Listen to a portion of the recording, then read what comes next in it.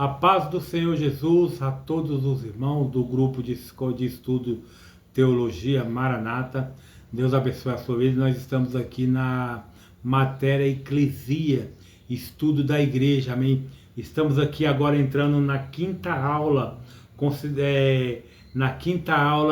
onde o tema é Igreja Universal e Igreja Local, amém? Já estudamos Bibliologia, agora nós estamos estudando aqui a disciplina da igreja. Essa é a nossa quinta aula, Igreja Universal e Igreja Locais, é o que nós vamos aprender nesta aula, bem? Vamos lá? Vamos para a aula? Meus irmãos, quando falamos de uma igreja visível, local e invisível universal, não se refere a duas igrejas, mas a dois aspectos da única igreja de Jesus Cristo. A igreja invisível é constituída de crentes que já estão no céu. A igreja visível é constituída dos que ainda estão na terra. Da mesma maneira, meu irmão, frequentemente se faz uma distinção entre a igreja militante e a igreja em repouso, não é? A primeira consiste de crentes vivos e a segunda consiste daqueles que já morreram e foram para a sua herança. É digno de nota que o Novo Testamento jamais usa a palavra igreja em referência a uma estrutura física. Na verdade, os cristãos primitivos não tinham edifícios públicos onde pudessem se reunirem. Não é? A princípio, eles se reuniam no Templo de Jerusalém, em Atos 2:46, e em casas, não é? A igreja somente é chamada de edifício em um sentido espiritual, lá em 1 Pedro 2:4-8. Da maneira como é usada em referência a uma assembleia de crentes depois do tempo de Cristo, a palavra eclesia veio a significar a igreja cristã, seja em seu sentido universal, invisível ou local visível. No Novo Testamento, a palavra igreja pode ser aplicada a um grupo de crentes em qualquer nível a reunião de um grupo pequeno em uma casa particular, não é? Até um grupo de verdadeiros crentes na Igreja Universal. Podemos concluir que o grupo do povo de Deus, considerando em qualquer nível a igreja local até a universal, pode corretamente ser chamado igreja.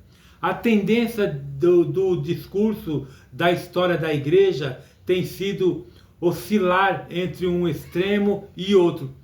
Por exemplo, alguns padrões enfatizam a prioridade da igreja institucional ou visível, outras ressaltando uma fé mais interna e subjetiva, têm desprezado e até mesmo criticado qualquer tipo de organização, estrutura formal e buscam a verdadeira igreja invisível.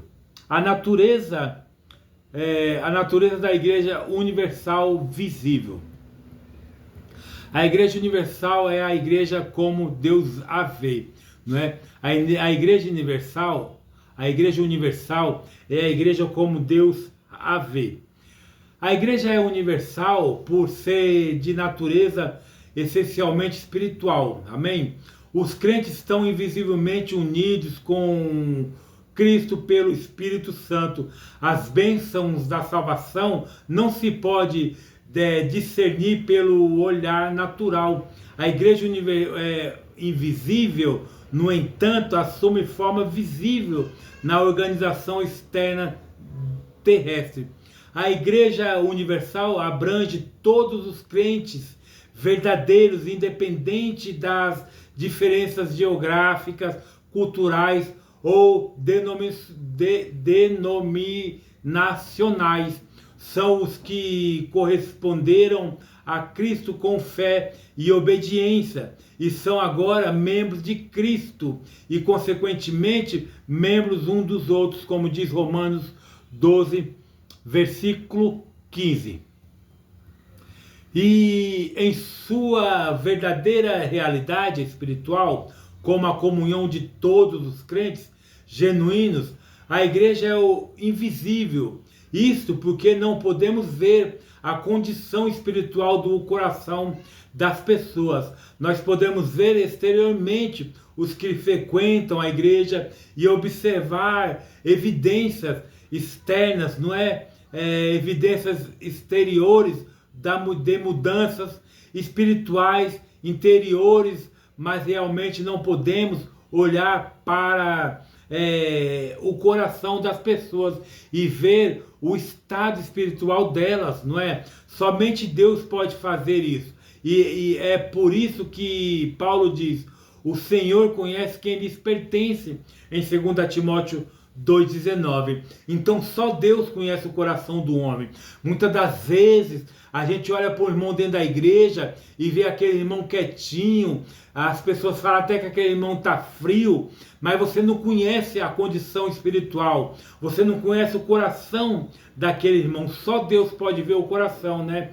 Em nossa igreja e em nossas vizinhanças, somente Deus sabe com certeza, sem margem de erro, quem são os verdadeiros, quem são verdadeiramente crentes. Falando da igreja como invisível, o autor de Hebreus refere-se à igreja dos primogênitos, cujos nomes estão escritos no céu. Hebreus 12, 23. Não é? Então a igreja dos primogênitos que está escrito no céu.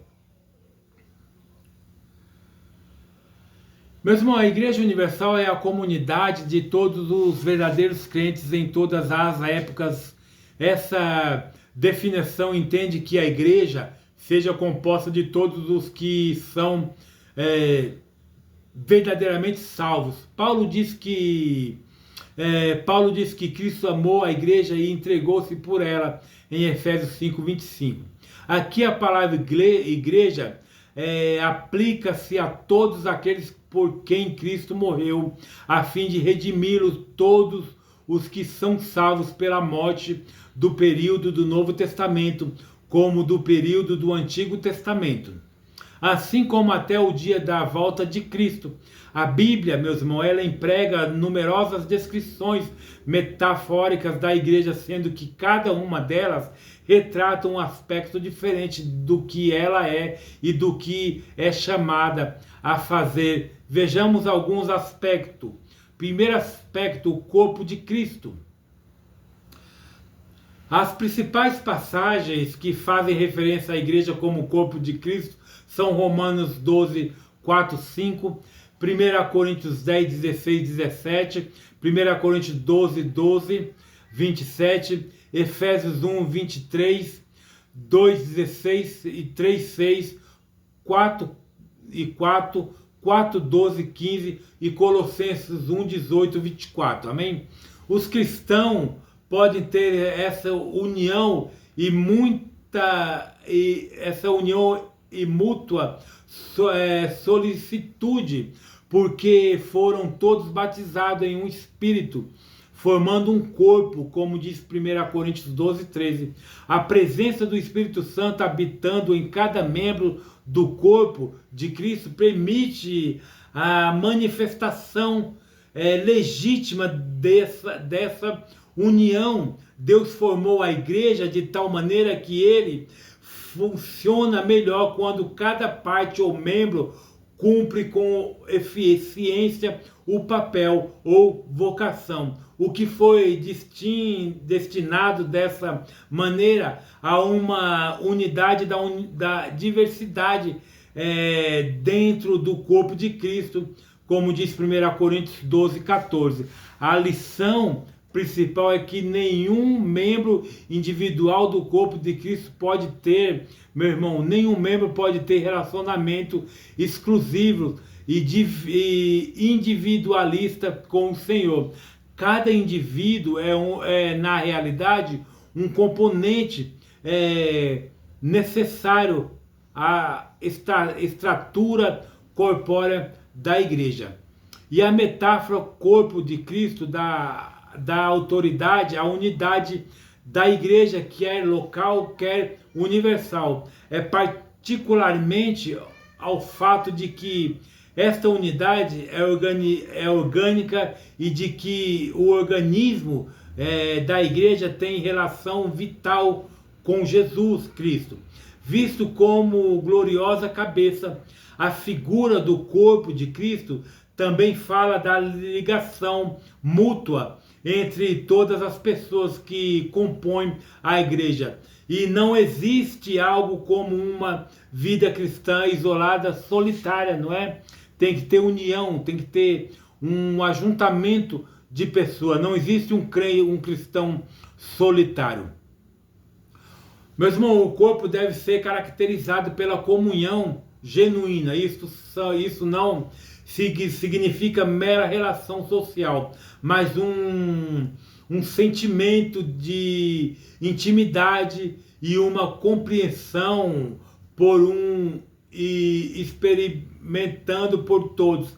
Assim, Paulo escreve de maneira que se um membro sofre, todos sofrem com ele. E se um deles é honrado, com ele todos se regozijam. 1 Coríntios 12, 26. E como cabeça do corpo, Cristo é tanto a fonte quanto o sustento da vida da igreja. Efésios 1, 22, 23 e Efésios 5, 23. Os crentes unidos a ele estão sendo alimentados por meio dele, a cabeça a que estão ligados.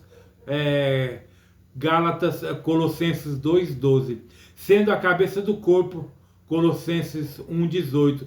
Ele também governa a igreja. Em 1 Coríntios, meus irmãos, do 12 a 27, Paulo descreve pelo menos 6 características da igreja como corpo de Cristo. Ela tem, primeiro, unidade orgânica como um corpo, não é? Verso 12 e 13. Uma diversidade de muitos membros, verso 14 e 20. Uma universalidade, porque todos os crentes estão nele, verso 13. Uma mutualidade, porque os membros edificam mutuamente uns aos outros. Uma visibilidade através de seus membros visíveis que brilham como luz no mundo, Filipenses 2,14, 2 Coríntios 10, 4 e 5. E são espiritualmente animados pelo Espírito Santo, que presenteiam todos os seus membros, Gruden esclarece a diferença das duas metáforas utilizadas por Paulo em relação ao corpo de Cristo. E ele vai dizer, devemos reconhecer que Paulo de fato usa duas metáforas diferentes do corpo humano. Quando fala da igreja aqui em 1 Coríntios 12, o corpo inteiro é tomado como metáfora da igreja, porque Paulo fala do ouvido, do olho e dos olfatos. 1 Coríntios 12, 16 e 17.